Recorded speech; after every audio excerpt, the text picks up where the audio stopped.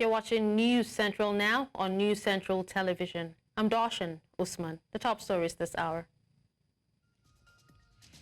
Acting Army Chief Lieutenant General Olufemi Oloyede visits Sokoto amid emergence of new terror group. Governor Fubara to present appropriation bill to Oko-Jumbo-led assembly. Several troops killed in clashes with terrorist groups in Lake Chad region. Details shortly. We begin with security matters, where Acting Chief of Army Staff Lieutenant General Olufemi Oloyede has arrived in Sokoto for his first operational visit to the 8th Division area of responsibility. Now, during his visit, he's expected to meet with the Sultan of Sokoto and engage with key stakeholders in the area. General Oloyede will also address troops from Operation Fasang-Yamma who are actively combating terrorists in the northwest region. Oloyede's visit follows a recent confirmation by Defense Headquarters of a new terror group identified as Lakurawa operating in Sokoto and Kebbi states. Meanwhile, 5 local government areas in Sokoto State are currently contending with the challenges posed by this newly emerged group. Similarly, a tragic attack has struck Kebbi State as the armed group known as Lakurawa Terror Group reportedly killed 15 people and rustled over 100 cattle in Mera Ogi local government area. Now, the assault occurred as residents were preparing for Jumat prayers, with the group exploiting this vulnerable moment. Local leader Alhaji Bashir Isa Mera, known as Yerima Mera, reported that community members pursued the attackers into the bush, resulting in a gunfire exchange. Now, 2 of the attackers were killed, but 15 residents tragically lost their lives. Governor Nasser Idris expressed deep concern over the incident and ordered military reinforcements to contain the situation. The deputy governor and emir of Argungu visited the affected area, assuring residents of strengthened security measures to prevent further attacks by the Lakurawa group.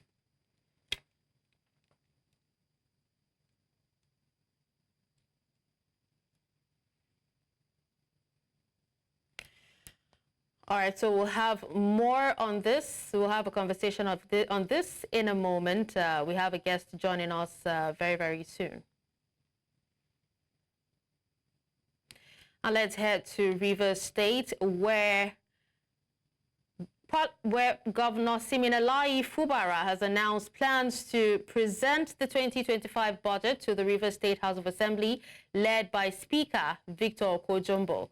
Now, he emphasized the positive relationship between the executive and legislative branches as seen in the smooth screening of nominees and the prompt passage of executive bills.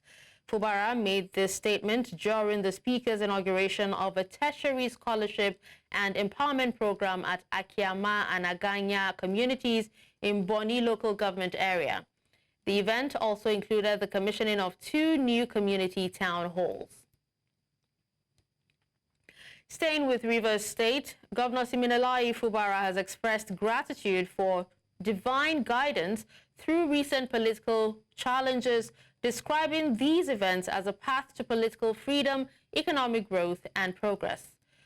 At a Thanksgiving service in Waba community, Obiakpo Fubara shared that what some perceived as political setbacks had actually strengthened his administration. The event also honored His Royal Majesty Eze Chike Woluwodo, recently appointed as chairman of the Rivers State Traditional Rulers Council.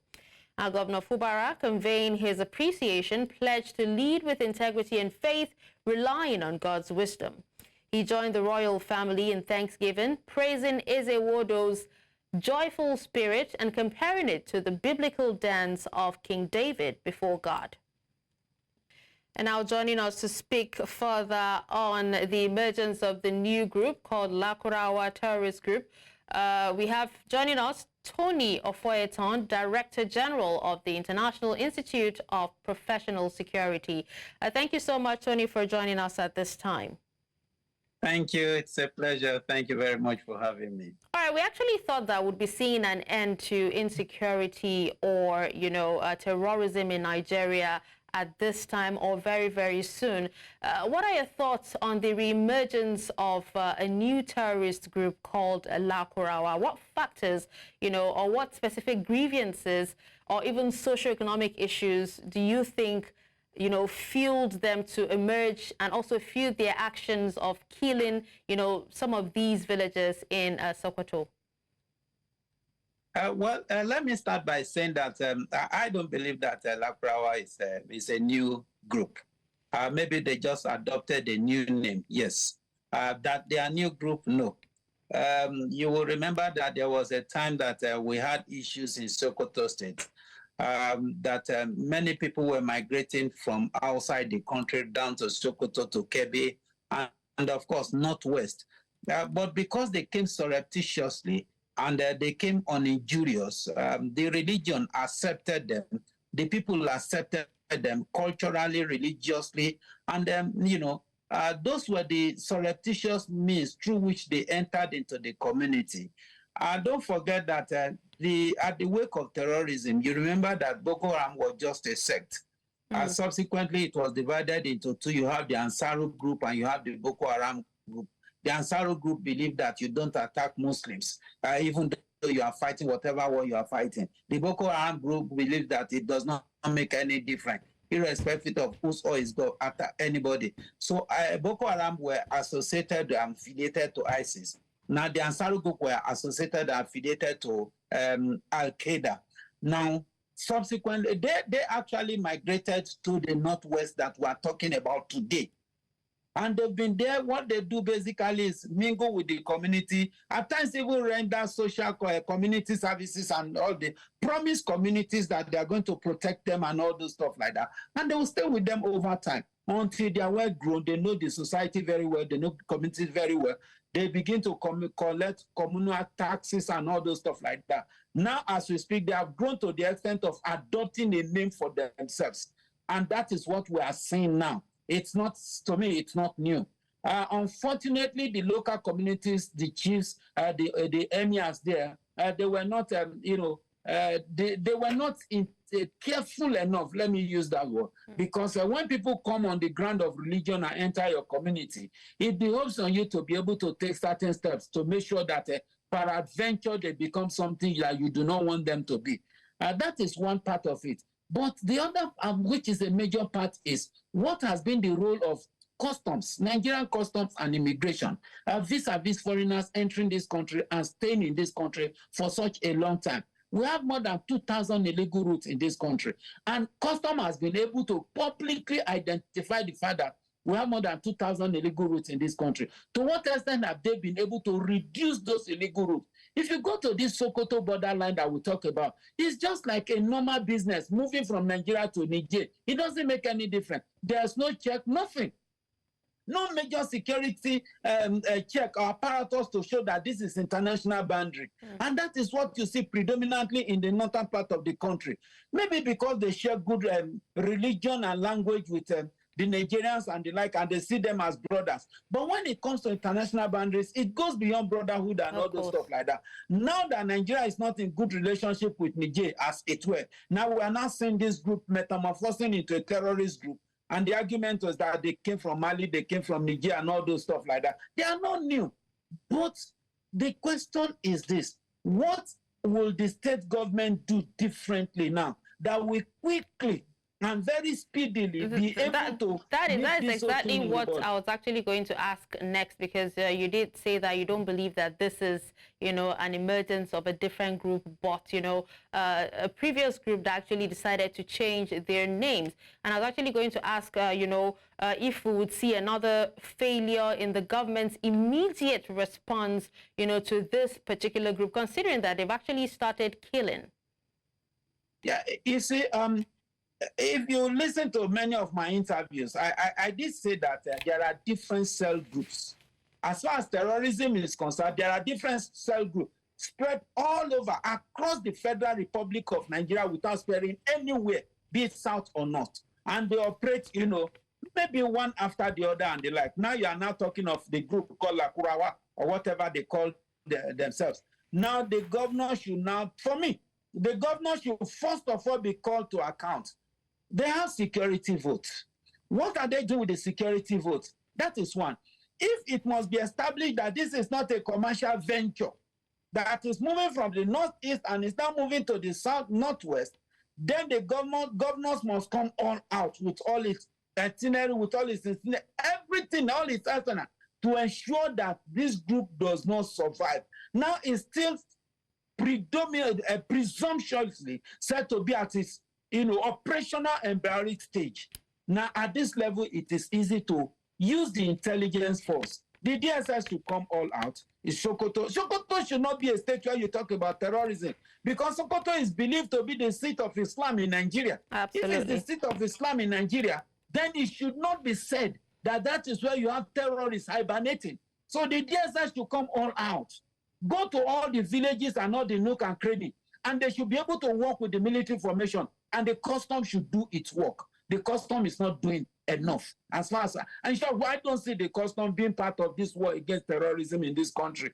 They are busy pursuing contraband rights and vehicles and all those stuff like that. Meanwhile, we have things that are more serious than that. Then, of course, I expect that the governors in those states should not be thinking of residency permits. It's now imperative that they should be looking at things like residency, permits. And the military should, as much as possible, deprive this new group the publicity they seek. However they choose to do it, they must deprive this new group the publicity they seek. Because one thing about terrorist group is that the first thing they do is to seek publicity. Once they seek publicity and they get that publicity, what happens is that they begin to get the patronage they ought not to get.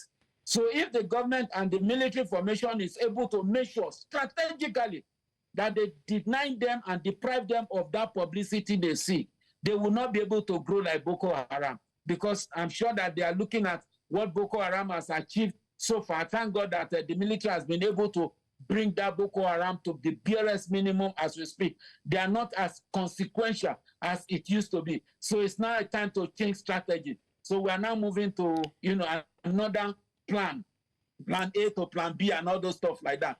But I expect that. Okay, Tony, we've actually seen, the Lakurawa attack parts of Sokoto and Kebbi State. Should we be afraid or should we be concerned about, spillover effects into other states, if this persists? Now, it's not a matter of spillover effect. These people all have cell groups in all the states. So it's not as if it's the same people that move from here to there. It's just that they are being influenced by their successes or their failures. If they fail in one place, it is presumed that they most likely will fail in other places. So they re-strategize and reposition themselves.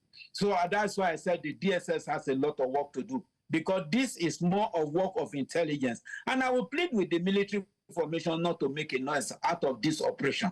They don't need the noise. They can quietly wipe out these people without making a noise. They have the capacity to do it. They have the capability to do it. They don't need our ovation. All they need is quietly, without making a noise. Because the more you make noise, the more you will be receiving, a destructive opinion, destructive cries, and all those stuff like that. You now begin to hear people like Amnesty International, that so some of us we see them as agent provocateur as far as the war against terrorism in Nigeria is concerned. Begin to make a noise and all those stuff.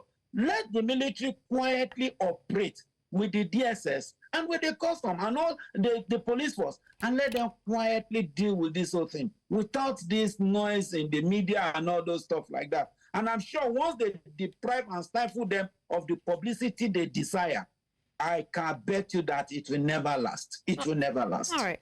Well, thank you so much, Tony, for speaking to us and also for your time this evening. Thank you for having me. It's a pleasure. And with that, we'll take a quick break. And when we return, National Drug Law Enforcement Agency uncovers cross-border syndicates. We'll bring you details of this and more after the break. Stay with us. Welcome back, and thank you for staying with us. The Inspector General of Police, Kayode Egbetokun, has ordered a ban on the participation of local security outfits, including the Western Nigeria Security Network known as Amotekun and the Vigilante Corps, in a move to secure the upcoming Ondo governorship election. In a statement on Sunday, police spokesman Muyiwa Adejobi announced the deployment of specialized police units, including the Special Intervention Squad, Police Mobile Force, Counter-Terrorism Unit, Special Protection Unit, Explosive Ordnance Disposal, and the K9 Unit to provide comprehensive security. Aerial patrols using police helicopters and gunboats will also be underwater. Now, the IG also issued a stern warning to any political thug or individuals attempting to disrupt the election scheduled for November 16, 2024, which will see no fewer than 17 political parties on the ballot. So a little bit of politics. The national leader and presidential candidate of the New Nigeria People's Party in the 2023 general election, Rabiu Kwankwaso, says Nigerians, especially Southeasterners, must be vigilant in selecting their leaders come 2027. Addressing some party faithfuls at the party secretariat on Bende Road in Umuahia on Saturday, Kwankwaso regrets that the citizens are living in penury in the midst of abundance. He therefore called on people to reject such persons with tendencies to impoverish them in the next general election.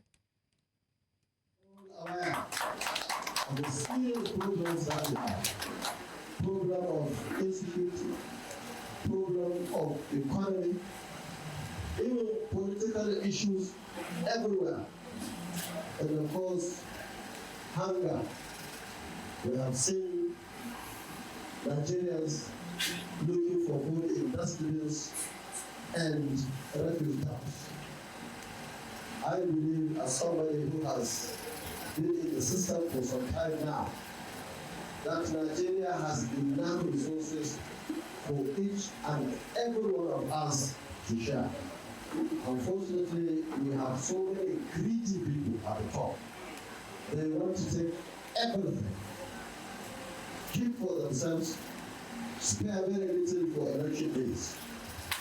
I believe today, Nigerians, and especially people from the Southeast, should know better that electing, supporting bad people to be at the head of affairs of government is too dangerous to do.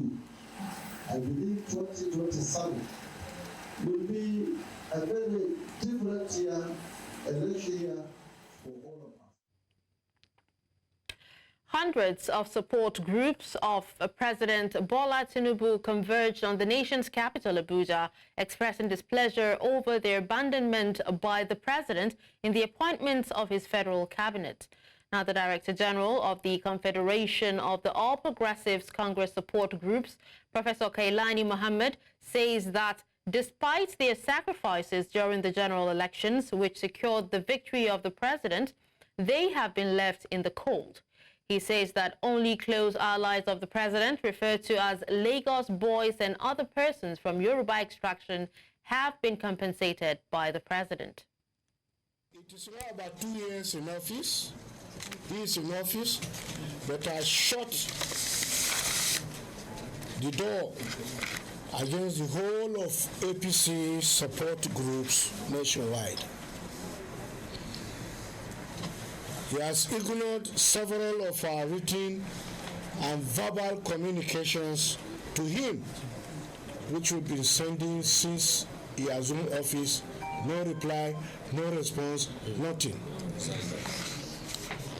It is an irony that President Tinubu has distanced himself from us, that failed Congregant Conshine. We did our best to bring him, and he won at the polls. The 180,000 polling units were manned by the support groups, and he won election. So we are calling on him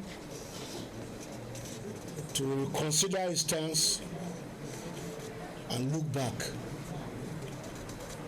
so that we will form a good government that will deliver the dividends of democracy to Nigerians. The Abuja School of Social and Political Thought has called on the judiciary to demonstrate courage by taking decisive action against election results showing clear signs of manipulation. Now, the call was made during the second edition of the Deepening Democracy series held in Nigeria's federal capital, where pro-transparency advocates and public policy experts gathered to address Nigeria's electoral challenges. Our correspondent, Joshua Marai, brings us more details in this report. Social and Political Thought hosted another edition of its Deepening Democracy series in Nigeria's capital, Abuja. The event brought together members of several pro-transparency organizations who called for urgent reforms so as to overhaul the election results coalition and transmission process managed by Nigeria's Independent National Electoral Commission. As we head to future election, not Ondo will not solve what I'm going to propose, because the system is still the system now. As what presents to us an opportunity is the electoral reform. We need a huge organizing, the convener leading all of us, taking it that we need to reform the election result process. The ultimate is that results will be declared of the polling unit, transferred electronically, and we know, and we should use collection as a procedure to subvert real results that are harvested at the polling unit. They also challenged the judiciary to have the courage to uphold electoral integrity, urging the courts to take firm action against manipulated results. There has to be a limit. There has to be a no-go area for the courts to take a decision on the outcome of an election. Because gradually we are beginning to see a situation where it is the courts that decide the election, not the people that decide the election. And this has to stop. The court should have the courage to reject results that show clear that they are manipulated. The court may not pronounce a winner. The court can remand those results to INEC to take consequential action. If the courts cancel elections where politicians have spent billions to rig, they will be less inclined to bribe either INEC or police for electoral results, knowing that ultimately those results can be cancelled. They also cautioned against appointing officials from Nigeria's Independent National Electoral Commission who will undermine transparency in election management in the country. In Abuja for News Central, I am Joshua Imarai. Thank you, Joshua, for that report. Now, Governor of Lagos State, Babajide Sanwo-Olu, on Saturday recognized the Chief Justice of the Federation, Justice Kudirat Kekere-Ekun, for her achievements and contributions to the Nigerian judiciary. Governor Sanwo-Olu had hosted a special dinner at the Lagos House Marina to honor the newly appointed Chief Justice of Nigeria.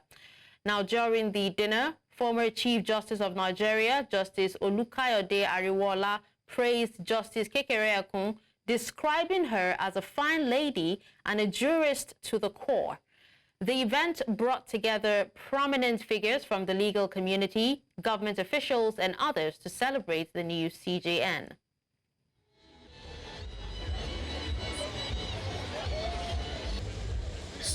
We know that your tenure as Chief Justice will be marked by a sharp intellect, deep of insight, and unwavering commitment to the spirit of the law for which you built a long life reputation. At a time when Nigeria faces many challenges, your leadership of the judiciary is a stirring force and a comforting presence, one that will bring renewed strength to the pursuit of justice, equity, and fairness. There is total unanimity amongst us in Nigeria that the appointment of our new Amazon is well deserved. It's an appointment that was defined by merit, not by any extraneous matter, consideration. And I know that whoever will become a judge, not even to talk of Chief Justice of Nigeria, must be able to show integrity, learning, fairness, firmness, and courage. My noble Lord, the Honorable, the Chief Justice of Nigeria, these are some of the commodities that I know that you parade in more than sufficient quantities. Since 1914, we have had 23 Chief Justices. My Lord Kekere is the 23rd.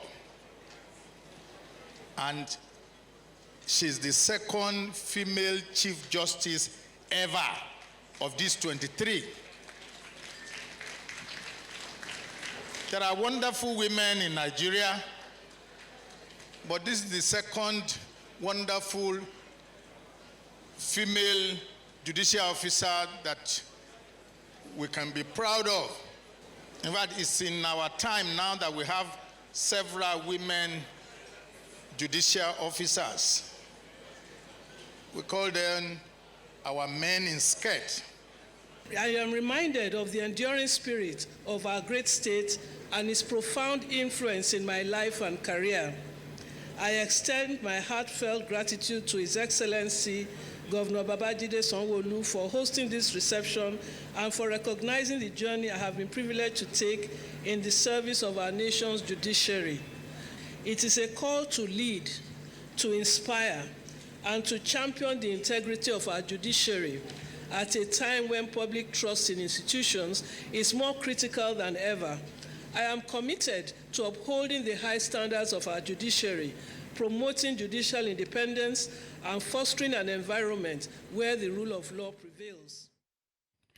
Now to health matters. The Lagos State government has announced a statewide immunization campaign in response to recent outbreaks of vaccine-preventable diseases, including measles, yellow fever, diphtheria, and cholera.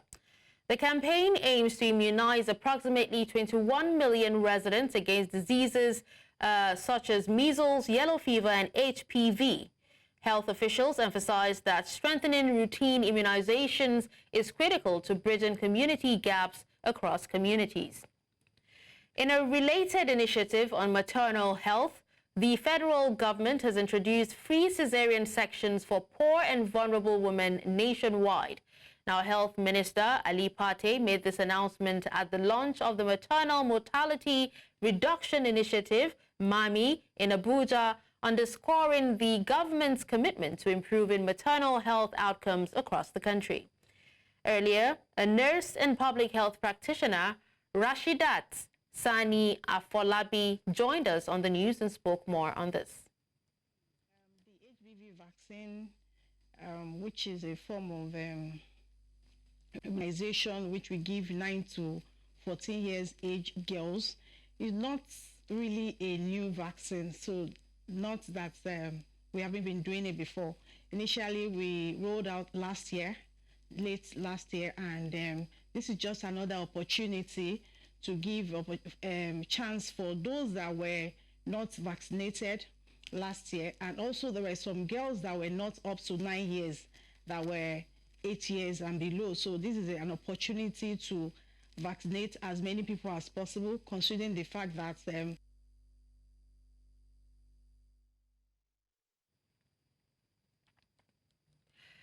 the National Drug Law Enforcement Agency has arrested 6 drug lords from Adamawa, Anambra, and Lagos states, as well as Cameroon, and demolished 2 significant cross-border drug trafficking syndicates. Now, according to a statement released on Sunday by the NDLEA spokesperson, Femi Babafemi, the group had been under the agency's surveillance for several months as they were major suppliers of drugs to terrorist groups operating in Nigeria and Cameroon. Ibrahim Bawuro, Najib Ibrahim, Ibrahim Umar, Nelson Anayo, Eze Martin, and Adejumo Ishola are among the syndicate leaders who have been detained.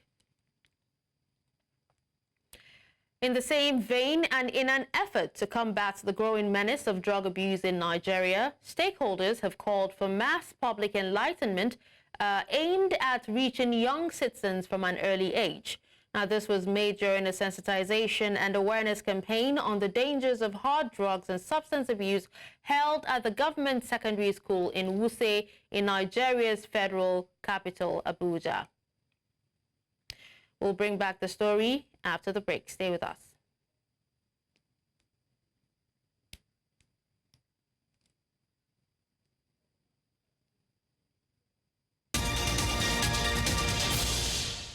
Welcome back and thank you for staying with us. Now our correspondent Joshua Imarayi brings us more details on the fight against drug abuse. Take a listen. A 2018 survey by the Nigerian Drug Law Enforcement Agency revealed that around 14.3 million Nigerians are affected by drug abuse, with most abusers aged between 15 and 64 years.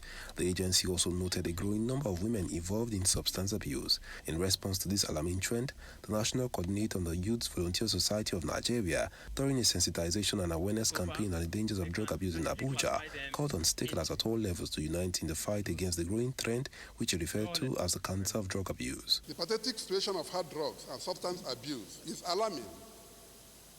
This is the main reason we came out to intervene by educating our children and vulnerable youth on effects of hard drugs and substance abuse. We want to use this medium to appeal to public-spirited individuals, corporate organizations, NGOs, government at all levels to assist in taking this sensitization and awareness to urban and rural areas of Nigeria. They also called on young citizens to avoid environments that could lead to substance misuse. Avoid places where drugs are used. Where they normally say drug, you stay away from it. Please, do not test drug and do not experiment on drug. Whenever you see people abusing drug, it's either you report to teachers, report to your guidance, or law enforcement. The best way to avoid the effect of drug abuse is to avoid drug at all. Do whatever you can do within your means to avoid taking drug. Please, I'm talking to you as your friend. As highlighted in the campaign, experts here say that it is crucial for individuals, communities and stakeholders to work together to tackle the menace of drug abuse. In Abuja for News Central, I am Joshua Imarayi. Now to flood stories. Nearly 2,000 flood-affected families in Borno State have received aid from the Nigerian Society of Red Cross in collaboration with the International Federation of Red Cross. News Central's Umari Kirawa reports that the relief items provided include financial assistance of 100,000 naira per household, as well as essential items such as mosquito nets, blankets and buckets. Now, these provisions are expected to improve the living conditions of flood victims who have been displaced by the recent devastating floods in the state. In fact, a lot of things in the back, of which it will help them and their families to at least live a better life after the flood. Muna fama dai rayuwa sai godiya alhamdulillah mun dan fara dan gyare-gyaren mu dai insha Allah Allah ya taimaka mun gode Allah ya saka da alkhairi. Gashi mun samu 100,000 da bokitin mu da kayan mu a bako abu da yawa ne a ciki ya ma yawa ma ka irga ma dan abun ya fa sai godiya. Officials on Sunday said numerous Chad troops have been killed in a clash with jihadists in the Lake Chad region, the latest such incident in the Central African nation. The clash is the latest since late October, when an attack by Boko Haram jihadists on a Chadian military base killed at least 40 people. Now, in response, the army launched an operation against the militants.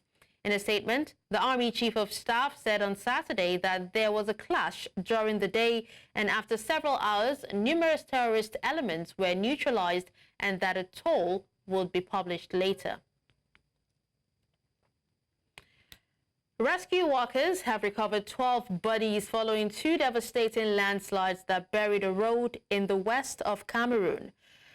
According to West Region Governor Eugene or Augustine Awafunka, the likelihood of finding survivors has diminished, though he confirmed that the search for additional bodies is still underway, with dozens more people reported missing.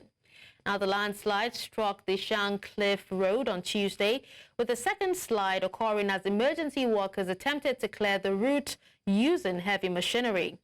Cameroon's roads are notoriously hazardous. Recent World Health Organization data shows It also shows that the country records nearly 3,000 traffic-related fatalities annually, translating to more than 10 deaths per 100,000 inhabitants.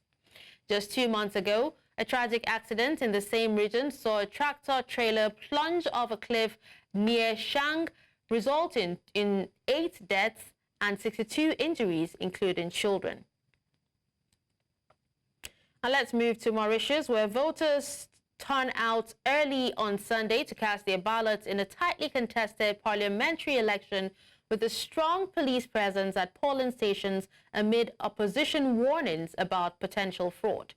The election comes on the heels of a historic agreement in which Britain ceded sovereignty of the Chagos Islands in Mauritius, marking a major milestone after decades of disputes. Now, Prime Minister Pravin Jugnauth, who had anticipated a boost from the Chagos deal, faced a setback when leaked recordings of politicians, diplomats and journalists emerged online last month, sparking a political scandal. In response, authorities initially imposed a social media blackout to limit the fallout, but were forced to reverse the decision after facing intense backlash from opposition parties and the press. The incident has fueled concerns over what some critics describe as a decline in Mauritius's long-standing democratic values and civil liberties.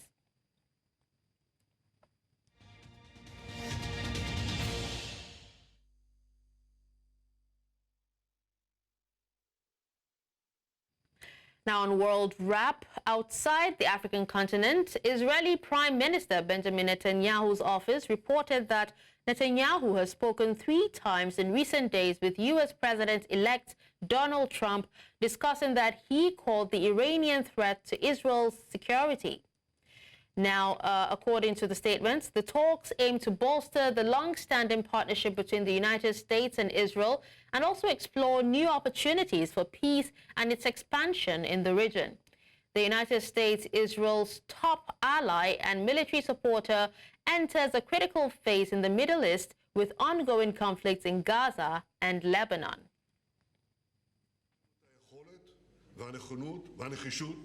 להגן על עצמנו וגם לדרוש מאחרים לעשות את המוטל עליהם. וזה בדיוק מה שעשינו. מיד לאחר ההתקפה הנפשעת התקשרתי לראש ממשלת הולנד. הוא אמר לי שהוא מתבייש, כך הוא אמר, מתבייש, מצפה ודורש מכל ממשלה אחראית לקטוע את ההתקפות האלה באיבן. כל ממשלה אחראית נדרשת לפעול בעוצמה, בתקיפות, באופן ברור, באופן נחרץ. אנחנו נעשה מה שצריך לעשות כדי להגן על עצמנו ועל אזרחינו. לעולם לא נאפשר לזוועות ההיסטוריה לחזור על עצמן. לעולם לא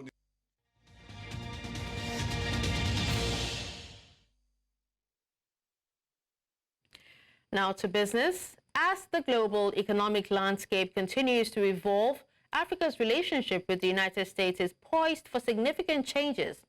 President-elect Donald Trump's economic policies have sparked intense debate, raising questions about their potential impact on Africa's economy, trade, and investment.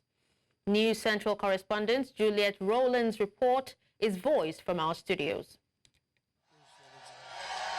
The emergence of Donald Trump as the 47th President of the United States of America has sparked debates over what his economic policies towards Africa will be and what impact they will have on the continent's economy and trade. The Make America Great Again slogan and promised tariff hikes remain a source of worry among African policymakers who fear potential disruptions to global trade and supply chains could result in higher export costs. Floated the idea of about a 20% tariff on all goods coming into the U.S. That could be up to 60% or more on goods coming into China. Now, there is no economist in the world that thinks that this is a good idea.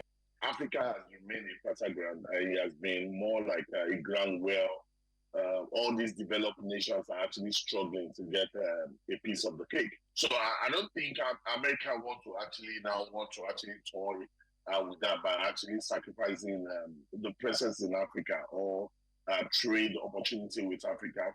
This also brings to focus the African Growth and Opportunity Act AGOA trade deal, which, though is set for renewal after a possible review, has been criticized for benefiting the U.S. more than Africa. Some analysts argue that the agreement perpetuates unequal trade relationships, with Africa primarily exporting raw materials and importing manufactured goods. It's not just about the African country that you renew that or not. But I think Trump is mostly American first before any other nation. So definitely if that policy favor America, he would definitely renew it. For me, I think it's a win for US than Africa. So if President Trump not decided to actually get in that, I think that it means that you are throwing your meal for other global player to actually meet, and I don't think we want to do that. Africa's primary exports to the U.S. include energy resources, minerals, and agricultural products. These exports may be affected by Trump's tariff policies, which may lead to reduced demand if amended. Ethiopia has coffee, Nigeria has cashew nuts, Nigeria has many other things like that we actually export to America. You have chemicals like precious metals, and these are more like natural resources that are being exported. We have steel that we actually export to United States. We have cottons, and these are some of the things that are being exported. And sincerely speaking, like I've always mentioned, that it's not a good deal for Nigeria, because imagine Nigeria exporting cotton, and at the end of the day, we will end up actually bringing in fabrics into the country. As speculations become rife about what economic stance the Trump administration will take, African countries may need to take proactive steps to navigate potential impacts. This may include economic diversification, enhanced productivity, and the strengthening of regional trade.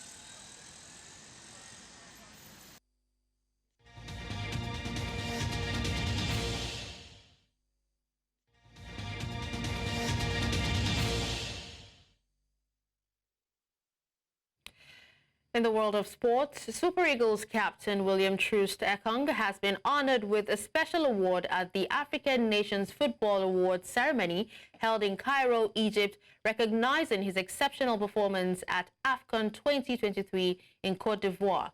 Troost Ekong earned the award for his standout role in the tournament, where he scored 3 goals, including a crucial strike in the final, although Nigeria ultimately fell 2-1 to host Ivory Coast. Now, throughout the competition, he was a commanding presence in defense, leading the Super Eagles to 4 clean sheets and demonstrating remarkable leadership on the pitch. For his impressive displays, Troost Ekong was named Player of the Tournament, the first defender to receive this honor in over 20 years, and secured a place in the team of the tournament.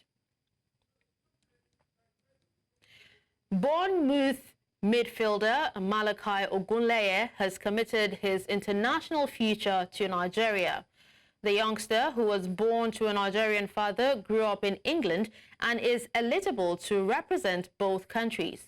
Ogunleye visited Nigeria for the second time in March this year and was attracted by what he saw. Now, according to reports, the midfielder has now decided to play for Nigeria instead of the European country. The decision has put the young star in contention to feature for Nigeria at the 2025 Africa Under-20 Cup of Nations in South Africa. The Flying Eagles qualified for the competition after winning the WAFU B Under-20 Championship in Togo last month.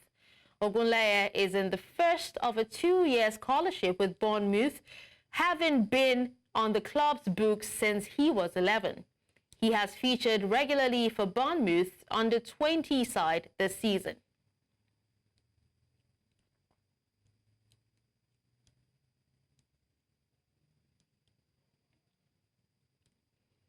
That's all at this hour. But before we go, here's another look at some of our top stories. We told you that Acting Army Chief Lieutenant General Olufemi Oluyede visits Sokoto amid emergence of new terror group. We also told you that Governor Fubara to present appropriation bill to Oko-Jumbo-led assembly. Finally, you heard that several troops killed in clashes with terrorist groups in Lake Chad region. You can watch News Central live on DSTV channel 422, Star Times channel 274, Avo TV, and YouTube. Many thanks for watching. I'm Dashen. Usman.